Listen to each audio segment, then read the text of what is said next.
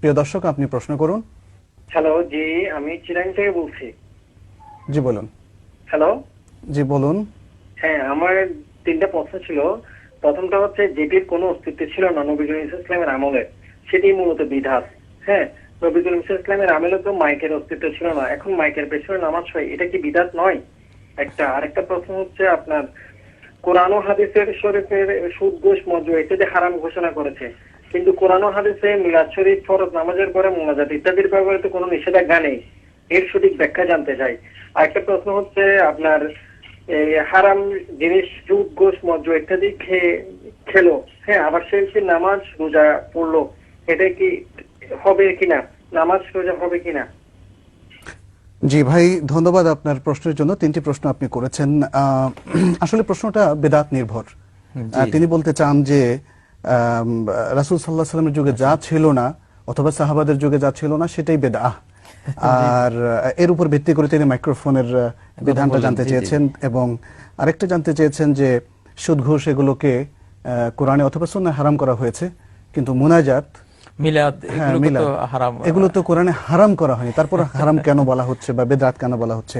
আমার মনে হয় প্রথম যে বিষয়টা সেটা আমরা এভাবে বলতে পারি, প্রিয় দর্শক, যে আসলে বেদাতের যে সংজ্ঞা আমাদের প্রশ্নকারী ভাই নির্ধারণ করেছেন সেটা থেকে বেদাত আরেকটু স্পেসিফিক। সেটি হচ্ছে রাসূল সাল্লাল্লাহু আলাইহি সাল্লামের যুগে ছিল না এরকম সবকিছু বেদাত, সেটা সত্য নয়, বরং রাসূল সাল্লাল্লাহু আলাইহি সাল্লামের যুগে ইবাদত হিসাবে স্বীকৃত ছিল না অথবা সওয়াবের কাজ হিসাবে স্বীকৃত ছিল না, সেটাকে যদি আজকে সওয়াবের কাজ এবং ইবাদত হিসাবে স্বীকৃতি দেওয়া হয় তখন সেটা হচ্ছে বিদআত।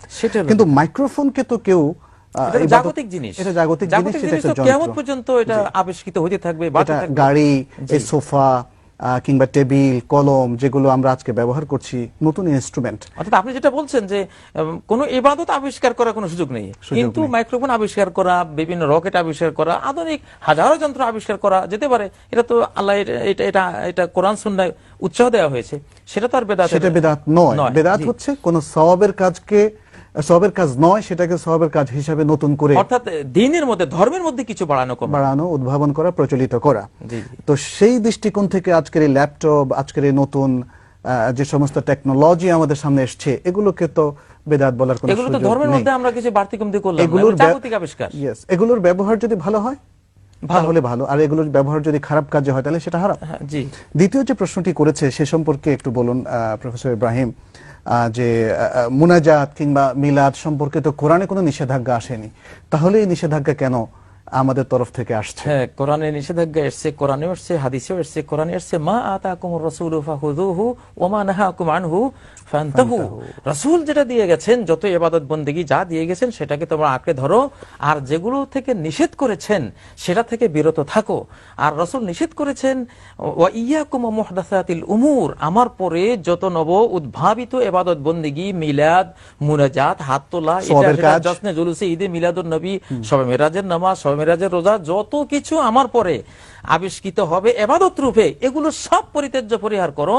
ফাইন্না কুল্লা মুহদাসাতিন বিদআ, প্রত্যেকটি নব উদ্ভাবিত ইবাদত কুসংস্কার, ওয়া কুল্লু বিদআতিন দালালা, প্রত্যেকটি বিদআত বিভ্রান্তি, অন্যের বাতে সে ওয়া কুল্লু দালালাতিন ফিন্নার, প্রত্যেক বিভ্রান্তিগুলো জাহান্নামে নিয়ে যাবে। আচ্ছা, এখানে একটা বিষয়, সেটা হলো এই যে মিলাদ কিংবা মুনাজাত, মানে যারা এভাবে বুঝতে চান যে এগুলো সম্পর্কে তো নিষেধাজ্ঞা নাই, তাহলে অসুবিধাটা কি?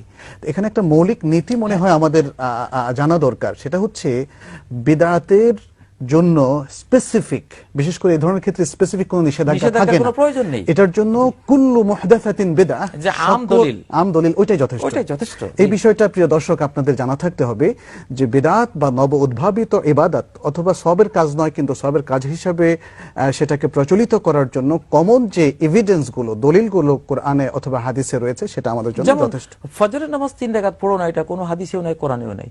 এখন ফজরের যদি ফরজ নামাজ 3 রাকাত পড়ে, এটা হবে? মানে যা কোরআনে হাদিসে নেই সেটাকে জায়েজ বলে চালানো যাবে না। তিলকা হুদুদুল্লাহি ফালা তা'তাদুহা, এগুলি আল্লাহর ধর্মীয় সীমানা, এগুলো অতিক্রম করা যাবে না। আমরা একটা প্রশ্ন নিয়ে নিচ্ছি।